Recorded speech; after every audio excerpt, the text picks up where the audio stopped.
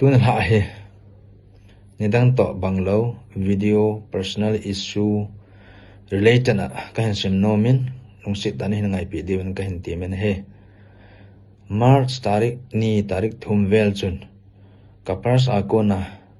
sum cash aka koi sanggit tabong he ka room sunga ka jin sa ka koi kona ka khaya hi in aki mai do in aile ka ki phalam ji chun in langa te kanu la kanau te ho he ka het sa ta po ne he ahin tuni khu in tarik som le gate March 2025 ni la hin kanau nu ahung lungin kanu kom khom lona hi in langa ga chi ka hung lungin aile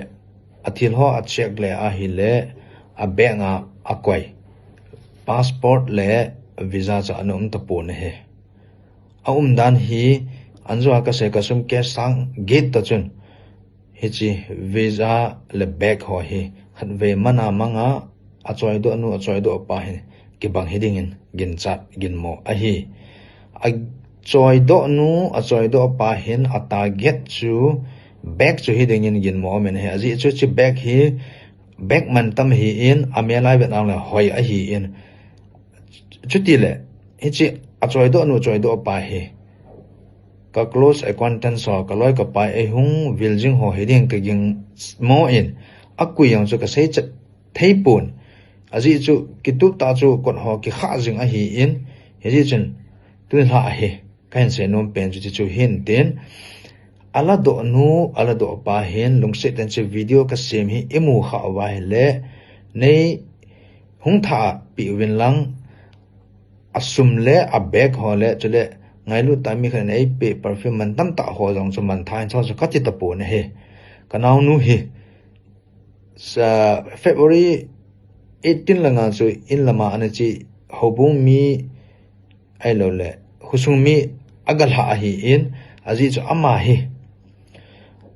aji hi Spanish ho hi in 2021 na chu pastorin culture custom ki thol thing set zo wa hi ama hin agop a hi in he chapana chu kholang Spain achi the na dinga visa ka hin boi pi thon a hi in kum thum kum li wa lang hi tu kum 2025 February ka hin ki mu thon na chu tu ni ni khwa hi mang he tai akitip na thon na aji pa to akitip na thon dung zuya chu March tarik som ni legi nai ticket aka thon na ma zau si su fal he ta ne he ahung pui dinga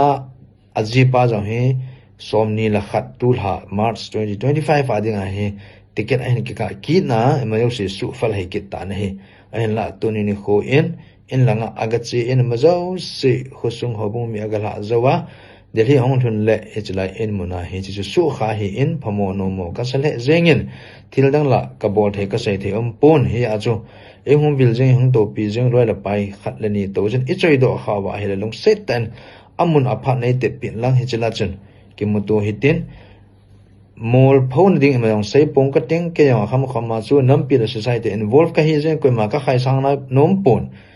koi ma ka su mol phone nom pon he long setan ne hin gel the ya le jene bol pin lang khotti lo wa hele kanau nu he mol phoding chule ke yang ka mol phoding on ta ne he ka mol pho ta hele ka social involvement ho ale ka panna he ji